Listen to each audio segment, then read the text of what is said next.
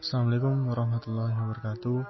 Perkenalkan, nama saya Muhammad Tiofani Wifardiansyah, mahasiswa program studi Sistem Informasi Angkatan 23, Fakultas Sains dan Teknologi Universitas Islam Neten Rahmat Malang. Di sini saya akan menjelaskan tentang pembangunan data warehouse pada perusahaan e-commerce yang mempunyai nama Shopfresh untuk tugas matkul data warehouse. Langsung saja. Kita akan membahas tentang studi kasusnya dulu. Jadi, pada sebuah perusahaan e-commerce bernama Shopfresh ingin membangun data warehouse untuk menganalisis penjualan produk mereka. Nah, perusahaan ini mengetahui informasi berikut. Jadi, perusahaan ini butuh yang pertama itu total penjualan per produk, kategori dan wilayah. Yang kedua, tren penjualan berdasarkan waktu dan analisis perilaku pelanggan berdasarkan segmentasi. Nah, perusahaan ini memiliki sumber data utama, di antaranya ada data transaksi penjualan, data pelanggan, data produk, dan data waktu. Oke.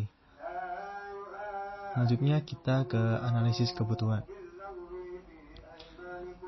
Pada analisis kebutuhan akan ada dua tabel, yaitu tabel fakta dan tabel dimensi. Untuk tabel fakta sendiri yaitu adalah data atau inti data dari warehouse yang menyimpan data numerik yang dapat dianalisis. Jadi data perusahaan tersebut yang bersifatnya numerik. Contohnya itu seperti jumlah produk, kemudian total harga, kemudian total pemasukan, mungkin total pengeluaran. Itu namanya tabel fakta. Nah, untuk tabel dimensi adalah data atau kategori yang bersifat deskriptif, seperti dimensi waktu, kemudian dimensi produk, dimensi pelanggan. Nah, untuk tabel fakta penjualan itu isinya adalah jumlah produk sama total harga. Untuk dimensi waktu itu ada ID waktu, tanggal, bulan, dan hari. Untuk dimensi produk ada ID produk, nama produk, kategori produk, harga satuan. Dan dimensi pelanggan ada ID pelanggan, nama, lokasi, dan kategori pelanggan. Untuk selanjutnya kita akan membahas tentang perancangan model dimensial.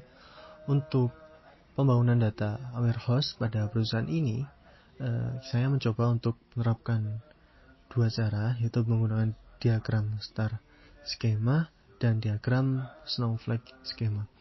Nah, apa sih perbedaannya? Mungkin kita kulik satu persatu. Yang pertama, coba kita mulai dari diagram star skema. Nah, seperti namanya, diagram ini bentuknya hampir mirip seperti bintang, yang mana diagram ini cocok digunakan untuk studi kasus e-commerce karena dirasa lebih sederhana dan cepat dan cocok untuk query analisis bisnis. Nah, jadi ada tabel fakta yang berisikan ID pelanggan, ID produk, ID waktu, dan jumlah produk beserta total harga. Nah, itu ada PK itu primary key, kalau FK itu foreign key. Nah, untuk ID pelanggan sendiri, kita lanjut ke tabel pelanggannya, itu berisikan ada nama, lokasi, dan kategori pelanggan. Untuk waktunya sendiri itu ada tanggal, bulan, dan hari, dan produknya ada nama produk, kategori produk, dan harga satuan. Nah, jadi ini lebih sederhana dan cepat, tapi memungkinkan untuk penyimpanan data yang lebih besar. Jadi kita butuh penyimpanan data yang agak lebih besar dari biasanya. Ini untuk diagram star skema. Sedangkan untuk diagram snowflake skema adalah tahap lanjutan dari diagram star, yang mana hampir sama untuk tabel-tabelnya, tapi ada beberapa tabel lanjutan seperti pada tabel pelanggan.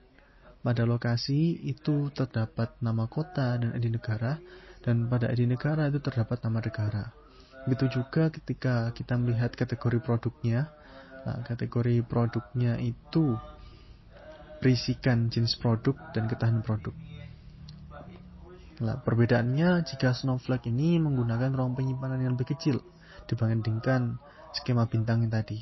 Hal ini disebabkan karena tabel-tabel dimensi yang telah dinormalisasi memiliki rekod yang efisien. Nah, dan skema ini lebih struktur dan menghemat penyimpanan, tetapi lebih kompleks.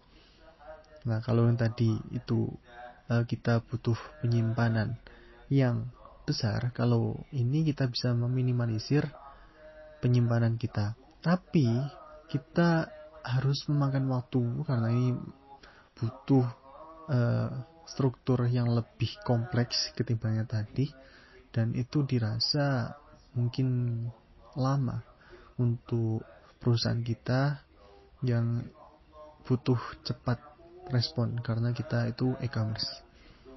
Nah, coba kita identifikasi fakta dan dimensinya. Oke, pada tabel fakta itu terdapat atribut ID pelanggan, ID produk, ID waktu, dan jumlah produk beserta total harga. Untuk tabel dimensinya, pada tabel pelanggan itu terdapat atribut ID pelanggan, nama, lokasi, dan kategori pelanggan. Pada produk itu ada ID produk, nama produk, kategori produk, dan harga satuan. Pada tabel waktu terdapat atribut ID waktu, tanggal, bulan, dan hari. Pada tabel kategori produk terdapat ID kategori produk, jenis produk, dan ketahanan produk. Nah, pada lokasi terdapat atribut ID lokasi, nama lokasi, dan ID negara. Dan pada tabel negara terdapat ID negara dan nama negara. Oke, memang perbandingannya kita coba antara Star Schema tadi dan Snowflake Schema pada perusahaan software kita. Kalau Star tadi bentuknya seperti bintang, kalau Snowflake itu dianggap seperti bola salju ya, yang itu merupakan lanjutan dari Star Schema. Coba kita lihat dari aspek kesederhanaannya sendiri. Star Schema dinilai lebih sederhana karena lebih mudah dipahami, sedangkan Snowflake itu kan lebih kompleks. Jadi kita butuh waktu dan butuh lebih banyak lagi untuk normalisasi. Nah, terus untuk kinerjanya, query-nya Star Schema itu lebih cepat dan lebih joins-nya sedikit. Nah, jadi tidak butuh join yang banyak. Sedangkan kalau Snowflake itu lebih lambat karena banyak join-joinnya antar tabel. Nah, untuk penggunaan ruang sendiri, Star Schema memang memakan lebih banyak ruang penyimpanan, sedangkan Snowflake lebih efisien karena ruang penyimpanannya itu sudah dinormalisasi. Nah, untuk konsistensi data, Star Schema kurang konsisten, sedangkan Snowflake itu lebih konsisten untuk mengurangi redundansi. Redundansi itu seperti data yang double-double, nah, itu menghindari. Untuk fleksibilitas, kalau Star Schema itu mudah disesuaikan dengan perubahan data. Jadi Jadi perubahan datanya bisa ditangkap dengan cepat. Karena kita e-commerce, kita butuh perubahan data yang cepat karena perubahan data kita sering berubah-ubah. Nah, kalau Snowflake itu lebih sedikit fleksibilitasnya karena normalisasi tadi. Nah, untuk implementasinya sendiri, Star Schema itu lebih cepat dan mudah diimplementasikan, sedangkan Snowflake seperti yang sudah saya tadi bilang memerlukan waktu lebih lama untuk implementasi. Nah, jadi untuk kesimpulannya sendiri, baik Star Schema maupun Snowflake Schema pasti memiliki kelebihan dan kekurangannya masing-masing. Nah, itu tergantung kita membuat perusahaan kita atau membuat data warehouse kita mau dikonsep seperti apa. Nah, jika kita butuh yang cepat dan mudah, Star Schema lebih cocok. Tapi kalau kita butuh yang lebih kompleks, itu kita pakai Snowflake.